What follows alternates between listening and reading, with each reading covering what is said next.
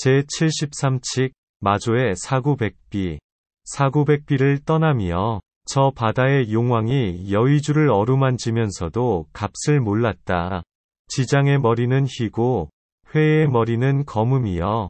흡사 문을 지키는 자가 검을 어루만지는 것과 같네. 본칙. 한 스님이 마조대사에게 물었다. 사구를 여의고 백비를 끊고서 선사께서는 저에게 조사가 서쪽에서 오신 뜻을 곧장 지적해 주십시오. 나는 오늘 피곤해 그대에게 말해줄 수 없으니 지장 스님에게 가서 물어라. 이 스님이 지장 스님에게 물었다. 지장 스님이 말했다. 어째서 화산께 묻지 않는가? 화산께서 가서 물어보라고 하셨습니다. 나는 오늘 머리가 아파 그대에게 말해줄 수 없으니 백장회해 사형에게 가서 물어라. 이 스님이 회해 스님에게 물었다. 회해 스님이 말했다. 나는 이 안에 이르러서는 도리어 알지 못한다. 이 스님이 그대로 마조대사에게 말했다. 마조대사께서 말했다. 지장의 머리는 희고 회의 머리는 검다. 내용을 보겠습니다. 한 스님이 마조대사에게 물었다.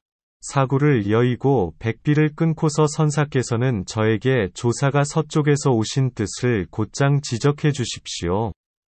어느 날 한 스님이 대단한 구절을 들고 와서 한바탕 마조 집안을 발칵 뒤집어 놓았습니다.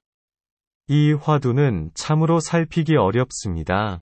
그리하여 오늘날까지도 시시비비가 분분합니다. 먼저 사구백비에 대해 살펴보도록 하겠습니다. 사구란 모든 외도견해를 총칭하는 말입니다. 외도가 주장하는 진리란 크게 네 가지로 분류할 수 있습니다. 절대적 진실이란 영원히 존재한다. 존재하지 않는다. 존재하기도 하고 존재하지 않기도 한다. 존재하는 것도 아니고 존재하지 않는 것도 아니다. 이 네 가지 견해란 아직 중생의 식을 떠난 것이 아니라는 것을 알아야 합니다. 저 의근을 뿌리 뽑지 못했다는 것입니다. 단경에서 육조께서는 말합니다. 그대는 부처의 제자로서 어찌 외도의 단과 상이 삿된 견해를 익혀가지고 불교의 최상승법을 거론하려고 하는가? 백비란 100가지 말과 구절이 모두 참되지 않다는 것입니다. 여기에는 곧 열애의 대열반은 일체의 언어 문자로 그려낼 수 없다는 함축을 담고 있습니다. 열반경에서는 말합니다. 열애의 열반이란 유도 아니고 무도 아니다. 유의도 아니고 무의도 아니다. 12인연도 아니고 12인연이 아닌 것도 아니다. 이러한 법은 모두 인연의 화합으로 생긴 것으로 영원불변의 참된 모습이 없는 생멸법이라는 것입니다. 그러기에 재번무상이라고 하는 것입니다. 지금 저 스님은 이 모든 뜻을 담아서 마조대사에게 들이민 것입니다. 사구백비에 떨어지지 않고서 조사가 서쪽에서 오신 뜻을 일러보라는 것입니다. 사구백비에 떨어지지 않는 것이 곧 조사가 서쪽에서 온 뜻이고 조사가 서쪽에서 온 뜻이 곧 사구백비에 떨어지지 않는 것입니다. 그런데 지금 이 스님은 조사가 서쪽에서 오신 뜻을 알고서 물은 것일까요? 아니면 그저 이치만을 들어서 물은 것일까요? 여기에 대해 마조 스님이 말했습니다. 나는 오늘 피곤해 그대에게 말해줄 수 없으니 지장 스님에게 가서 물어라. 이 구절을 놓고 많은 선객들이 의심을 일으킵니다. 혹시 마조 스님이 답변할 수 없었기 때문에 다른 사람에게 미룬 것이 아니겠느냐는 것입니다. 당시에 마조 스님은 일찌감치 저 스님을 간파했다는 것을 알아야 합니다. 그러기에 오히려 지략을 펼친 것입니다. 여기에 대해 원호 스님은 말하기를 몸이 뒤로 3걸음 물러나면서도 잘못 지나치는 줄을 몰랐다. 몸을 감추었어도 그림자가 노출되었다. 이 늙은이가 다른 사람에게 대답을 미루는구나 라고 하였습니다. 몸이 뒤로 3걸음 물러나면서도 라고 한 것은 곧 저 스님이 마조 스님에게서 물러나는 것을 말합니다. 3걸음 물러나면서도 라고 한 것은 취모검을 가지고서 저 복원과 바꾸려고 했다는 것입니다. 몸을 감추었어도 그림자가 노출되었다라고 한 것은 곧 말을 했어도 말한 바가 없고 들어도 들은 바가 없다는 것입니다. 그윽한 대숲의 사람은 보이지 않고 그저 바둑 두는 소리만이 들렸다는 것입니다. 이 스님이 지장 스님에게 물었다. 지장 스님이 말했다. 어째서 화산께 묻지 않는가? 지장 스님은 오히려 반문하였습니다. 그런 말이라면 마조대사에게 물으라는 것입니다.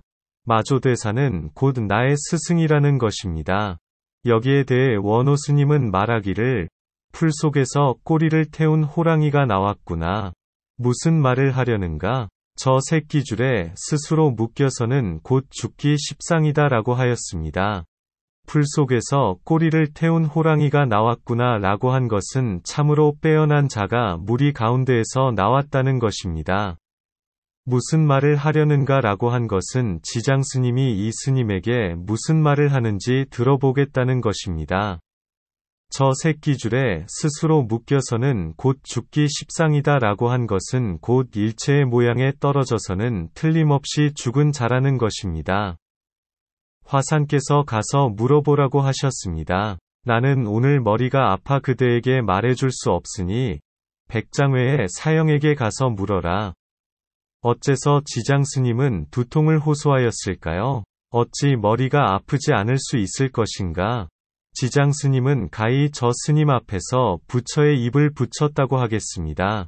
분별과 사량으로는 이 일을 거론하지 못한다고 말하고 있는 것입니다. 이 스님이 회해 스님에게 물었다. 회해 스님이 말했다. 나는 이 안에 이르러서는 도리어 알지 못한다. 지금 백장 스님이 알지 못한다고 한 것은 달마대사가 알지 못한다고 한 것과 같을까요? 다를까요? 백장 스님은 가히 뱀의 마음을 가졌다고 하겠습니다. 여기에 대해 원호 스님은 말하기를 근심스러워할 필요가 없다.